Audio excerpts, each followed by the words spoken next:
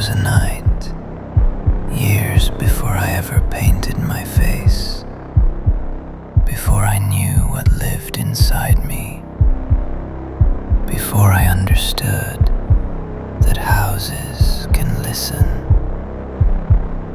I used to sleep in a small room at the end of a long hallway, one of those hallways that looks different after dark, longer, narrower, like it's waiting for something to walk it.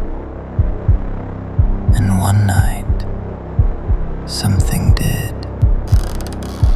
I woke up to the sound of the floorboards stretching, like someone was shifting their weight just outside my door. I told myself it was the house settling. That's what adults say when they don't want you to be afraid. But this wasn't settling. This was breathing, a slow, heavy, patient breath. Basil. No one should have known that name then. No one called me that. Not yet. I didn't move, didn't blink, didn't swallow. I thought if I stayed perfectly still, maybe it would go away. But the thing about the dark, it notices stillness. It studies it. It tastes it. Another creak, another shift of weight. Then a knock. Just one. Not loud. Not asking to be let in. Just telling me, I know where you are. I remember every sound of that moment, the way the air changed around me, thick and cold, like the house was holding its breath, the way the shadows crawled up the walls, like they were trying to whisper something I wasn't ready to hear. The way my heartbeat felt like footsteps in my own chest. And then it came again. Basil.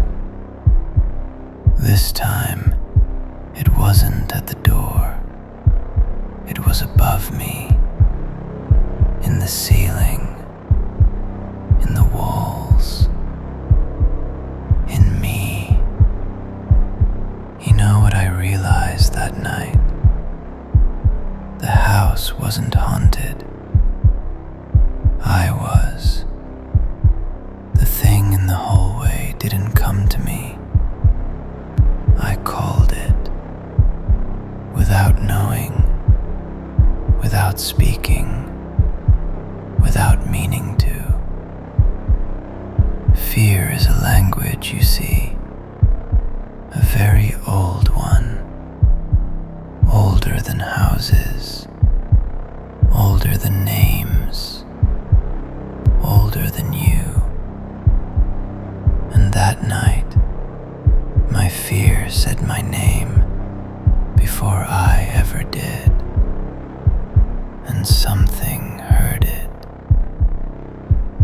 I left that room years later, but sometimes I still hear the knock, not from a door, not from a hallway, from inside the places I try to hide. And that's why I'm telling you this, because the dark doesn't forget the ones who speak its language. And